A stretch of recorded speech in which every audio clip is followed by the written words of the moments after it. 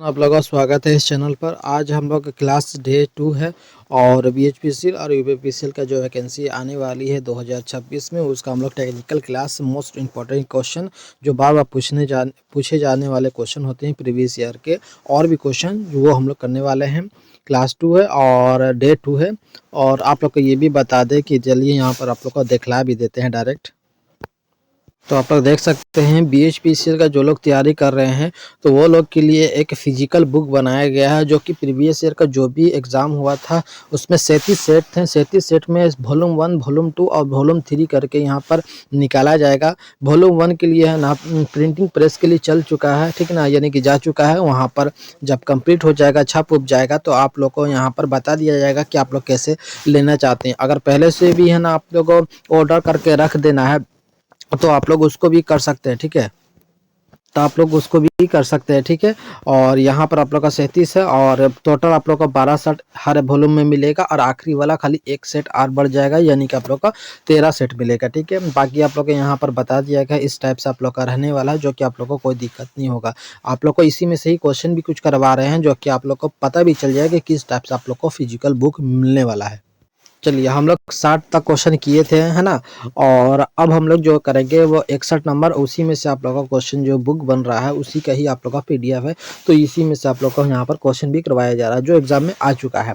यहाँ पर देखिए, डीसी मशीन कुंडलन के संदर्भ में पंक्ति यानी कि बैक पिच की परिभाषा क्या हो जाती है ना। तो यहाँ पर लिखा हुआ ध्रुव यानी कि पोल के अग्र और पक्ष के मध्य स्लॉट में मापी गई दूरी। बी में दिया हुआ है कि कुंडलन यानी कुंडलन को वाइंडिंग ही कहा जाता है कि अग्र और पक्ष यानी कि मध्य को कोणीय विस्थापन होता है। या सी में बोला गया है समान फेज में दो समान वाइंडिंग के बीच की दूरी या आर्मेचर वाइंडिंग के दो सिरों के बीच की दूरी होती है। ध्यान में रखिएगा, बैक पिच जो हो जाती है वो आर्मेचर के कुंडली जो हो जाती है वो दोनों सिरों के बीच की दूरी को ही हम लोग क्या कहते हैं, बैक पिच कहा जाता है ना। तो बैक पिच वाइंडिंग भी कहा सकते हैं या बैक पिच भी कहा सकता है ना, या अंतराल पिच भी कहा जाता है। याद रखिएगा, तो आंसर जो होगा वो आप लोग का आंसर हो जाएगा, वो D is the right answer हो जाएगा।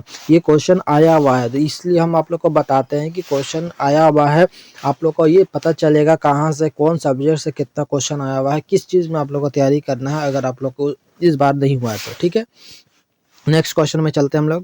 क्वेश्चन नंबर 62 आप लोग का यहाँ पर है मिनिएचर सर्किट ब्रेकर, जिसको हम लोग एमसीबी कहा जाता है ना। ये आप लोग का क्या हो जाता है और मोल्डेड कैशिंग कैसी सर्किट ब्रेकर यानी कि एमसीसी मॉड्यूल के सर्किट ब्रेकर कहा जाता है। एमसीसी के बीच का मुख्य अंतर यानी कि एमसीबी और एमसीसीबी के बीच में जो अंतर होता है, दोनों में डिफरेंट क्या है वो आप लोगों को पता होगा, तभी भी आप लोग आंसर इसको दे सकते हो। तो आंसर बोल रहा है पहला का कि एमसीसीबी का उपयोग केवल आवासीय अनुप्रयोग में किया जाता है, जबकि एमसीबी औद्योगिक उपयोग के लिए किया जाए। आवासीय यानी कि जो घर में हम लोग करते हैं उसको कहा जाता है, औद्योगिक यानी कि इंडस्ट्रीज की बात कर रहा है ना।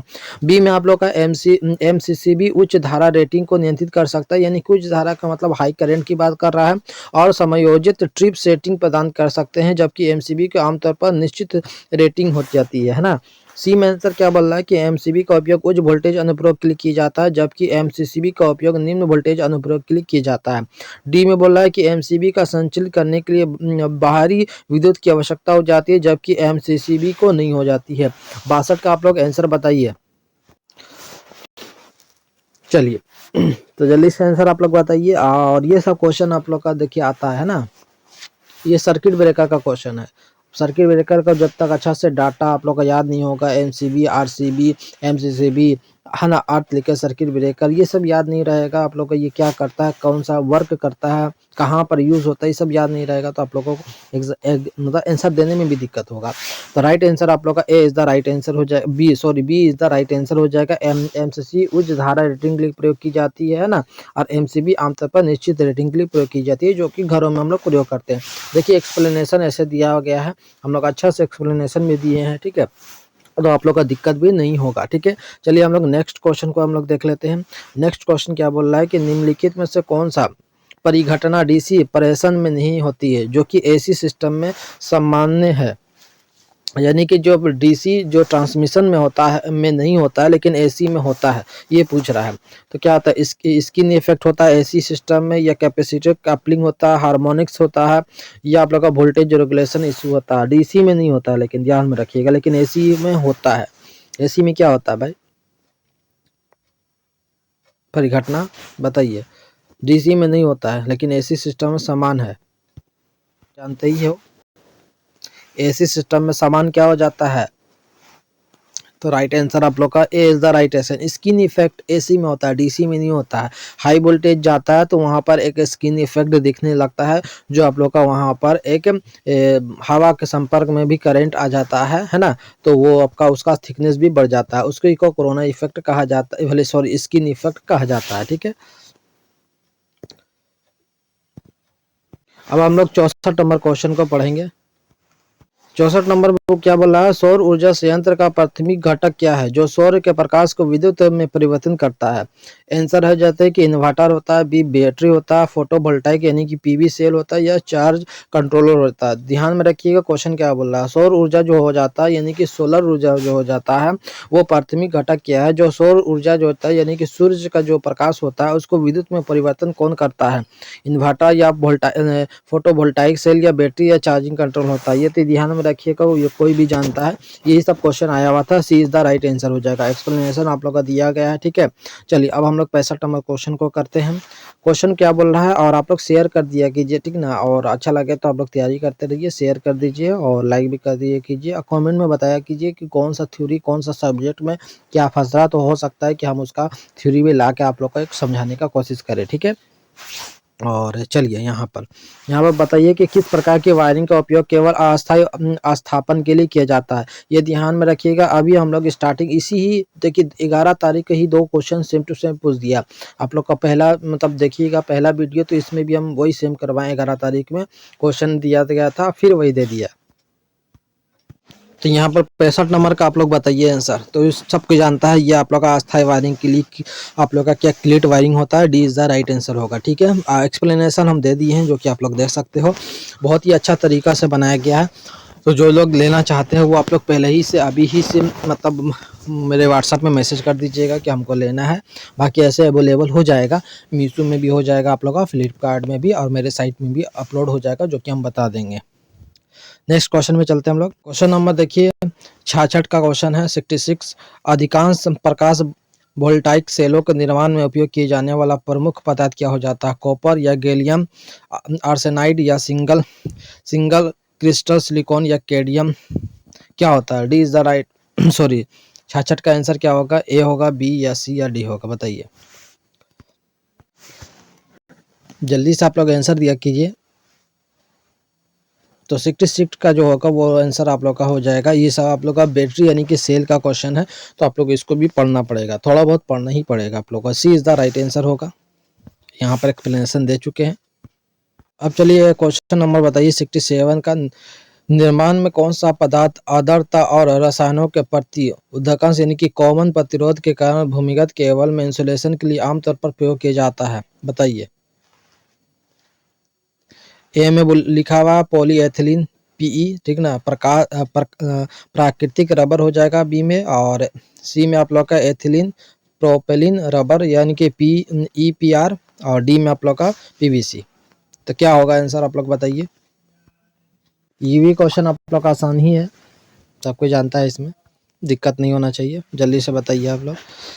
तो चलिए हम ही बता देते हैं, राइट आंसर हो जाएगा वो D is the right answer यानी कि PVC पॉलीविनाइल क्लोराइड हो जाएगा। ठीक है, चलिए 68 नंबर क्वेश्चन का हम लोग आंसर देने की कोशिश करेंगे, और पहले क्वेश्चन को हम लोग पढ़ लेते हैं। प्रदीप्ति के व्यतिक्रम वर्ग नियम के अनुसार यदि प्रकाश स्रोत से दूरी दुगनी कर दी जाती है तो पृष्ठ के प्रदीपन किस प्रकार का परिवर्तित होगा। याद रखिएगा ये क्वेश्चन प्रदीप्ति यानी कि ल्यूमिनस का क्वेश्चन दिया गया है। सब्जेक्ट आप लोग को इसको अच्छा से पढ़ना पड़ेगा, इसमें डाटा के साथ साथ थ्योरी भी बहुत है ना, और बड़ा चैप्टर भी है, तो इसके ध्यान में रखिएगा। 1/4 हो जाती है, या समान रहेगी, या आधी हो जाएगी, या दुगनी हो जाएगी। यहाँ पर आप लोग का व्यतिक्रम वर्ग के नियम बात कर रहा है ल्यूमिनस का, है ना। तो इसका आंसर आप लोग बताइए, आंसर क्या होगा। तो आंसर जो होगा वो आप लोग का A is the right answer यानी कि 1/4 हो जाती है। ठीक है, तो 68 का जो होगा वो ए इज द राइट आंसर हो जाएगा, और इसको अच्छा सा आप लोग सब्जेक्ट को पढ़ लीजिएगा। एक्सप्लेनेशन भी दिया गया है, तो आप लोग यहाँ पर देख सकते हैं कैसे होता है। ई प्रोपोर्शनल जो होता है 1/r² हो जाता है, आर एक दूरी हो जाता है। ठीक है, ध्यान में रखिएगा, R 2r हो जाता है नई प्रदीप्ति के लिए। ठीक है। तो इस हिसाब से आप लोग का यहाँ पर एक्सप्लेनेशन दिया गया है, लेकिन आप लोग पढ़िएगा नहीं जब तक, तब आप लोग को समझ में नहीं आएगा। ठीक है, चलिए नेक्स्ट क्वेश्चन हम लोग करते हैं। और नेक्स्ट क्वेश्चन में आप लोग का 69 का क्वेश्चन हम लोग करेंगे। यहाँ पर बताइए आंसर की विद्युतीय वितरण, ये वितरण का मतलब होता है डिस्ट्रीब्यूशन के लिए शुरू पर यानी कि ओवरहेड केबल के स्थानों पर भूमिगत केबल का उपयोग करने का लाभ क्या हो जाता है। फिजिकल स्पेस की आवश्यकता हो जाती है, ए में बोल रहा है ना। बी में पर्यावरण कारकों का में वृद्धि हो जाती है, या असीम आरक्षण की कम की आवश्यकता, या कम स्थापन लागत हो जाती है। बताइए। देखिए तो आप लोग बताइए इसमें से आंसर क्या होना चाहिए। लॉजिक की चीज़ है, यहाँ पर सी इज़ द राइट आंसर होगा। क्यों? क्योंकि यहाँ पर मेंटेनेंस की आवश्यकता बहुत कम हो जाती है, लेकिन अंडरग्राउंड का वही बात करेगा तो मेंटेनेंस उसमें, मतलब भूमिगत केबल में उपयोग करने का लाभ होता है, मेंटेनेंस कम हो जाती है। और ओवरहेड लाइन में यही दिक्कत है कि कभी लाइटिंग अरेस्टर गिर गया, कभी मतलब तार गिर गया, तो उसमें थोड़ा मेंटेनेंस कॉस्ट बढ़ जाता है। लेकिन भूमिगत केबल में जो हो जाता है वो एक बार चला गया तो चला गया। ठीक है, तो राइट आंसर आप लोग का सी इज द राइट आंसर हो जाएगा। ठीक है, यहाँ पर देख सकते हैं भूमिगत केबल में क्या क्या हो जाता है, मतलब तूफान, पेड़ों से सुरक्षा हो जाता है, लाइटिंग रेजिस्टेंस से सुरक्षा हो जाता है ना। तो ये सब चीज़ होता है। ठीक है, चलिए अब 70 नंबर क्वेश्चन का हम लोग जवाब दीजिएगा। थोड़ा आवाज़ आती होगी बैकग्राउंड में, चलिए तो थोड़ी बहुत आवाज़ आते रहेगी, ठीक ना, तो इग्नोर मारिएगा। 70 नंबर क्वेश्चन का बात कीजिएगा। हम लोग बात करते हैं कि एनालॉग डीसी ड्राइव सिस्टम में गति विनियमन यानी कि रेगुलेशन इकाइयों के भीतर वोल्टेज नियामक का प्राथमिक क्या और क्या हो जाता है। आंसर आप लोग बताइए। कि ए में बोला है कि गति हुटी को इनपुट के रूप में स्वीकार करना और वोल्टेज आउटपुट उत्पन्न करना। बी में थायरिस्टर के लिए फायरिंग करंट का उत्पन्न करना और वांछित गति के वास्तविक गति से तुलना करना, सी में बोल रहा है। और डी में फायरिंग सर्किट के फेज कोण को समायोजित करना। आंसर क्या होगा 70 का? तो जल्दी से आंसर आप लोग बताइए। आंसर जो होगा वो आप लोग का जल्दी से बताइए। तो ए इज द राइट आंसर हो जाएगा। ठीक है, तो यहाँ पर एक्सप्लेनेशन दिया गया है और आप लोग इसको, इस सब्जेक्ट को अगर नहीं पढ़िएगा तो आप लोग को समझ में भी नहीं आएगा। ठीक है, तो ये आप लोग का ध्यान में रखिएगा। क्वेश्चन करने से पहले आप लोग थ्योरी कंप्लीट कर लीजिए, तभी आप लोग को ये समझ में भी आएगा। चलिए 71 नंबर क्वेश्चन, वायरिंग के संबंधित दिए गए कथनों का कौन सा सही है। कथन बहुत जरूरी है, कथन को अगर क्वेश्चन नहीं कर पाते हैं तो बहुत दिक्कत है। कथन का क्वेश्चन आप बहुत ज़्यादा पूछ रहा है हर एक फील्ड में, यानी कि एक यूपी बीएचपीसीएल का ही नहीं, हर एग्जाम में पूछा जाता है। कथन 1 बोल रहा है 71 का, फ्यूज केवल लाइन फेज तार में ही लगा जाना चाहिए। लॉजिक की बात है कि फ्यूज के तार जो हो जाता है वो लाइव फेज तार में ही लगना चाहिए, बात तो सही बोल रहा है। और अब बोल रहा है कि कथन 2 बोल रहा है कि सुरक्षा के लिए लाइव फेज तारों को स्विच द्वारा नियंत्रित करना चाहिए। ये आपको क्या लगता है? जो फ्यूज होता है, फ्यूज में हम लोग क्या लगाते हैं हमेशा? न्यूट्रल तो लगाते नहीं, न्यूट्रल का कोई काम नहीं है। न्यूट्रल हम लोग फ्यूज में क्यों लगाएंगे? न्यूट्रल लगाते हैं हम लोग किसमें? फेज में लगाते हैं। ठीक है, तो उड़ता है, जब भी फ्यूज उड़ता है तो क्या फेज कट जाता है, तो फेज ना कटता तो पूरा सप्लाई बंद हो जाता है। लॉजिक की बात है। सेकंड कथन 2 बोलता है सुरक्षा के लिए लाइव फेज तारों को स्विच से ही कंट्रोल देखते हैं कि स्विच अगर बंद करते हैं तो वहाँ का एग्जांपल के लिए लाइट फैन हो जाता है वो बंद हो जाता है, चालू करते हैं तो चालू हो जाता है, यानी कि फेज कट रहा है तभी तो सप्लाई उसका बंद हो जाता है, यानी कि कट ऑफ हो जाता है। तो आंसर जो होगा कथन 1 और कथन 2 दोनों ही सही होगा, यानी कि इसमें डायरेक्ट आप लोग का B is the right answer देना होगा। इसमें आप लोग का कथन को समझना जरूरी है। ठीक है, चलिए हम लोग नेक्स्ट क्वेश्चन करते हैं। नेक्स्ट क्वेश्चन 72 है, थ्री फेज अल्टरनेटर के लिए फेज अनुक्रम यानी कि RYB जिसका क्या अर्थ होता है। इसमें आप लोग के यहाँ पर 2 ऑप्शन है, आगे 2 ऑप्शन है। ठीक है, पहला बोल रहा है कि कुंडली R या फेज R की वोल्टेज वाइंडिंग Y या फेज Y की वोल्टेज के बाद अपना धनात्मक अधिकतम मान पर पहुंच जाती है। बी में बोल रहा है कि कुंडलन यानी कि वाइंडिंग होता है, ठीक ना, या कॉइल बोल सकते हो। बी या फेज बी की वोल्टेज वाइंडिंग या Y या फेज Y की वोल्टेज से पहले अपने धनात्मक अधिकतम मान तक पहुंच जाती है। ठीक है, तो आगे हम लोग बढ़ते हैं, पहले इसको आप अच्छा से देख लीजिएगा। ठीक है ना, ऑप्शन सी और डी में हम लोग जाएंगे। ठीक है, देखिए नेक्स्ट पेज में है। चलिए तो यहाँ पर देख सकते हैं सी में बोल रहा है कि कुंडलन आर या फेज आर की वोल्टेज वाइंडिंग वाई या फेज वाई की वोल्टेज से पहले धनात्मक और अधिकतम मान तक पहुंच जाती है। डी में आप लोग का यहाँ पर वाइंडिंग बी या phase B voltage winding R या फेज आर की वोल्टेज से पहले अपने धनात्मक अधिकतम मान तक पहुंच जाती है। तो क्या आंसर होगा आप लोग बताइए। इसमें ज़्यादा लॉजिक नहीं है, इसमें भी आप लोग का आंसर जो होगा वो आप लोग का सी इज द राइट आंसर हो जाएगा। ठीक है, सी इज द राइट आंसर हो जाएगा। चलिए तो यहाँ का एक्सप्लेनेशन दिया हुआ है, तो एक्सप्लेनेशन आप लोग पढ़ लीजिए। चलिए अब क्वेश्चन हम लोग एक और करते हैं। प्रत्येक मोटर में स्टार्टर दिए जाने वाला प्राथमिक उद्देश्य क्या होता है? स्टार्टर जो हम लोग मोटर में, आप लोग जानते ही हो कि घर घर में आप लोग का मोटर लगा ही होगा, उसमें स्टार्टर हम लोग लगाते ही हैं। लेकिन स्टार्टर भी बहुत प्रकार के होते हैं ना, ऑटो ट्रांसफार्मर होते हैं, ड्यूल स्टार्टर ट्रांसफार्मर हो जाते हैं, है ना। तो बहुत सारे ट्रांसफार्मर, उसके बारे में पढ़ना जरूरी है, आप लोग को क्वेश्चन आते हैं और आया भी है। फर्स्ट में हर जगह प्रचलन के दौरान मोटर की ऊर्जा को खपत को कम करता है। बी में बोला है प्रचलन के दौरान मोटर को चाल यानी कि स्पीड को नियंत्रित करता है। बी सी में तो ये तो कंफर्म नहीं होगा, है ना। बी तो सी में बोला है विफलता की स्थिति में मोटर के लिए बैकअप विद्युतीय प्रदान करता है। क्या ऐसा करता है स्टार्टर? और डी में बोला मोटर को सुरक्षित रूप से चालू और बंद करता तथा सुनिश्चित करता है कि किसी भी व्यक्ति या नियंत्रित में आसानी से परिचालन किया जा सकते हैं। तो क्या होगा आंसर? देखिए यहाँ पर स्टार्टर का मुख्य काम जो हो जाता है वो स्विच को ऑन ऑफ करने के लिए, और करंट को जो हो जाता है वो आप लोग का वहाँ पर नियंत्रित करने के लिए ही की जाती है, सुरक्षा के लिए, ठीक है। लेकिन यहाँ पर बोलेगा कि मोटर की खपत को कम करता है, ये ऑब्वियसली गलत बात है। बी में भी आप लोग का यहाँ पर आंसर गलत बता रहा है कि मोटर को चालू कर स्पीड को नियंत्रित नहीं करता, स्टार्टर नहीं करता, ये गलत बात है। और सी का बात कर रहा है कि विफलता की स्थिति में मोटर को बैकअप विद्युतीय प्रदान करता है, ये बिल्कुल ही गलत बात है। यानी कि ए बी और सी तीनों ही गलत है। और डी में क्या बोला कि मोटर को सुरक्षित रूप से चालू और बंद करता है, ये बात सही है कि हम लोग को यहाँ पर एक ग्रीन और एक रेड रंग का यहाँ पर एक बटन मिलता है, उसको हम लोग क्लिक करते हैं। रेड से आप लोग का चालू होता है और ग्रीन से यहाँ पर बंद हो जाता है, ठीक है। तो राइट आंसर आप लोग का क्या हो जाएगा? D is the right answer हो जाएगा, ठीक है। एक्सप्लेनेशन यहाँ पर दिया गया, आप लोग इसको पढ़ सकते हैं। अब हम लोग क्वेश्चन नंबर यहाँ पर 74 का यहाँ पर क्वेश्चन लेंगे। किसी सिंक्रोनस यानी कि तुल्यकालिक मोटर में एकाक यानी कि यूनिट पावर फैक्टर पर आर्मेचर धारा जैसे भी वक्र में प्रेषित किया गया है डॉट डॉट होती है। न्यूनतम शून्य, अधिकतम या शून्य और अधिकतम के मध्य बिंदु पर हो जाती है। यहाँ पर आंसर इसको 74 का बताइएगा। तो यहाँ पर यूनिटरी पावर फैक्टर आर्मेचर और धारा की बात करेगा भी वक्र में, तो आप लोग का न्यूनतम हो जाएगा, ठीक है। तो ए इज द राइट आंसर हो जाएगा, इसमें भी ज़्यादा नहीं, इसमें आप लोग का डेटाबेस है, इसको आप लोग को पढ़ना पड़ेगा, थ्योरेटिकल भी है और आप लोग को इसको समझने वाला चीज़ भी है, ठीक है। तो हम लोग का A is the right answer हो जाएगा। एक्सप्लेनेशन यहाँ पर दिया गया, तो आप लोग इसको पढ़ सकते हैं। अभी के लिए यहाँ पर लास्ट क्वेश्चन है आज के लिए, और उसके बाद हम लोग फिर क्वेश्चन करेंगे नेक्स्ट डे में। यदि किसी डीसी मशीन में 4 पोल और वो वाइंडिंग जो कुल 360 विद्युतीय डिग्री है, तो पोल पिच क्या आ जाती है? पोल पिच निकालना है तो ध्यान में रखिएगा, पहले तो आप लोग को पोल यानी कि पी का मान डाल देना होगा। तो पोल पिच निकालने के लिए कुछ आप हाथ ज़्यादा नहीं करना है, तो पोल पिच लिख दीजिएगा यहाँ पर, ठीक है। हम मान लीजिए एग्जाम्पल के लिए हम बता दे रहे हैं आप लोगों को, ठीक है।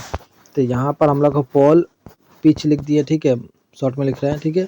तो पोल पिच बराबर हो जाता है 360, यहाँ पर लीजिएगा जो भी डिग्री आएगा, और पोल की जो संख्या हो जाएगी वो आप लोग डाल दीजिएगा। तो यहाँ पर इसको काटिएगा तो 90 आ जाएगा। तो यानी कि आंसर जो होगा वो आप लोग का D is the right answer होगा।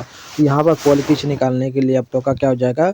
कुल विद्युतीय डिग्री बटा पे पोलों की संख्या हो जाती है। यहाँ पर आप लोग का एक्चुअल आप लोग का फार्मूला होता है, ठीक है। तो इसमें आप लोग का पोल पिच बराबर क्या हो जाएगा? तो यहाँ पर आप लोग का लिख लीजिएगा, ऐसा हम लिखवा देते हैं कि ये नहीं बोलिएगा कि बता नहीं रहे हैं सही से, ठीक है।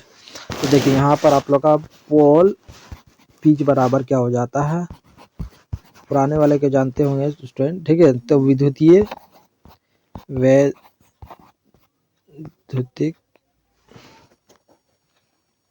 एक मिनट,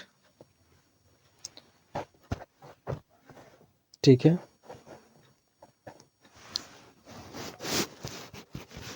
पोल पिच बराबर